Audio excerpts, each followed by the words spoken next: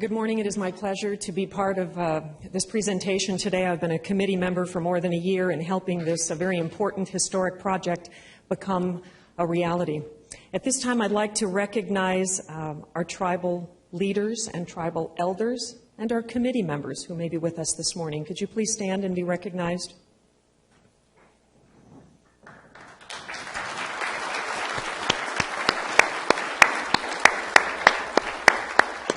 I'd also like to give recognition and thanks to Grant Gauchi. He is our Director of Veteran Services here in Riverside County, and also a U.S. Navy veteran. Grant, thank you for your support. Grant tells me also Native American in his lineage. Appreciate your support. And David, I would welcome you back here to the center of the stage here for our blessing this morning and some comments.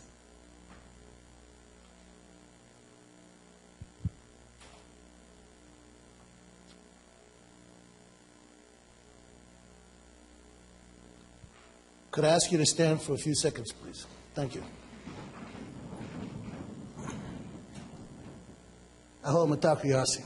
Tankashila wakantaka unsamaka, Grandmother Earth. Wakatanka oshimale. Yeo yate waringwa chicha. We say thank you today, Tankashila. Thank you for this good day, this blessed day. As we come to you with an open heart and a hearty handshake to all those that are in front of us today, we welcome this young man, this World War II veteran who is here with us today. We welcome all the veterans, and those that are non-veterans, and those that have been in support of all veterans, the veterans of our police officers, our fire chiefs, our firemen. We welcome all those first responders that make this great country so safe for us. And we say thank you. Thank you for their hearts. Thank you for their courage. And we say thank you for their honor. Aho Tankashila, Matakuyasi. Amen. Thank you. Please be seated. Board of Supervisors, I say thank you for having me here. It's an honor and a privilege. I'd just like to take a few minutes to explain to you what the Indian way, what we mean by sacred ground. One day soon, hopefully very soon, an Indian elder is going to come as the ground breaks for this monument that's going to go up to represent all spirit warriors. That Indian elder is going to come and he is going to bless that ground. They're going to use the proper medicines that have been with them for many, many years, hundreds of years, and the proper prayers and the proper songs. And that ground is going to become sacred. And what sacred means in the Indian way of life is something that is full of truth and meaning. And that monument is going to represent hundreds and thousands of warriors who have fought in all battles on this land since the 1600s. Because we have many Indian people, many Indian warriors that are unaccounted for. And that monument is going to bring them home. And we want them to come home. For our people, our way of life was different in the service. We couldn't build an Inipi ceremony, which most of you probably know is a sweat lodge. We couldn't go on a vision quest. We couldn't have our ceremonial dances because to the non-native community, those ceremonies were barbaric. But those ceremonies have been in our lives for thousands and thousands and thousands of years. So many of our veterans who went to the spirit world as a direct result of the wars that they were fighting didn't get a chance to pray. This monument is going to bring them home.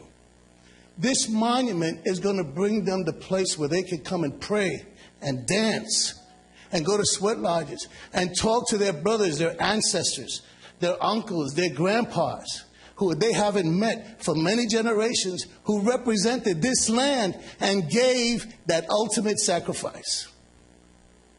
Because that was our job. They didn't have to draft the Indian. We volunteered.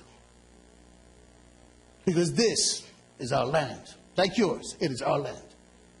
And we want to protect it. And that's what they did. And we've continued to protect it still today.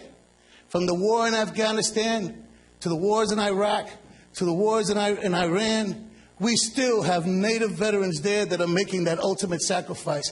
Many of our people, going back to World War I, during the Korean War, we didn't live in the community. We didn't live in the city. We came off reservations. with very little education.